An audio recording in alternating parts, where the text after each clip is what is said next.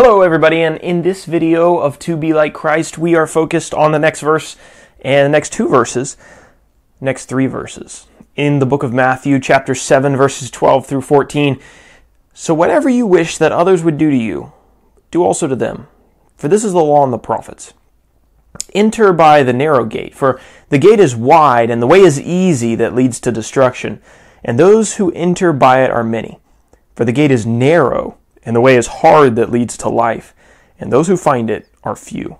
Do unto others as you would have them do unto you. That's the golden rule. And many people know that, even people who aren't Christians. When most people think about the golden rule, they think about being kind to somebody else, or sharing your possessions with somebody else, or maybe even going out of your way every once in a while to help somebody. And that's not such a bad summary, especially under the Old Testament. The golden rule, Jesus says, is kind of a summary of the law and the prophets, or of a great principle of the Old Testament. Jesus says in one text that the greatest command in the Old Testament was to love the Lord your God with all your heart, soul, and mind. But the second, you remember, was to love your neighbor as yourself. And the golden rule is a pretty good summary of that second greatest command. So the people who are here listening to Jesus on the Sermon on the Mount would have had a pretty familiar understanding with what Jesus was saying. But what's interesting is that as they watched the life of Jesus progress, and especially as the church began and the apostles took the message of Jesus out into the world, the meaning of this text really would have evolved. Jesus would have given it new meaning. Let me explain. Think about Jesus. Jesus comes down to the earth, and what do we need from Jesus the most? Do we need him to be nice to us, just to be a generally kind guy, or to share his things with us, or maybe even to go out of his way every once in a while in order to be good to somebody?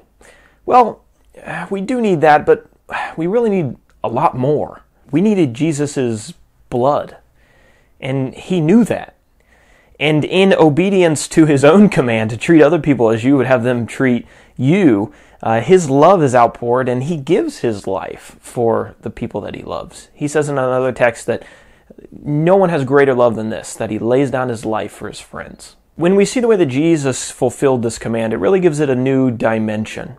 And that is that when we look at that post-Jesus, right, after Jesus' death and now under the new law and having this gospel, when we look at it, we should see it as more than just being kind to somebody or sharing our earthly physical possessions with somebody or just being a generally kind person.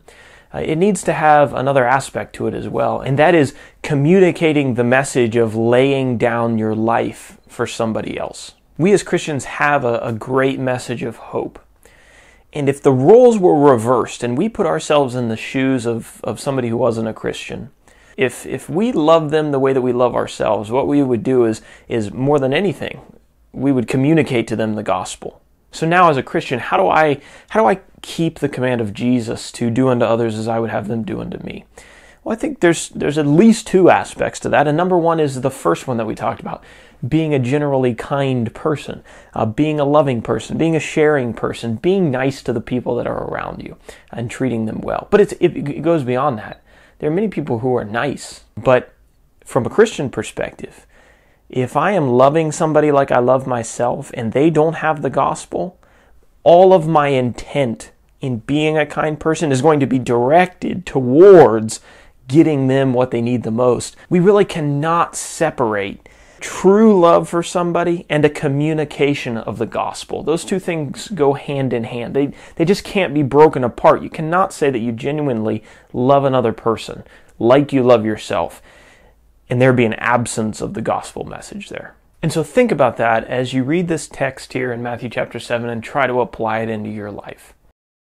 Hi everybody, and thank you for watching this channel, To Be Like Christ. I know that there's a ton of stuff you could be watching on YouTube right now, and I appreciate you spending the time to watch this video.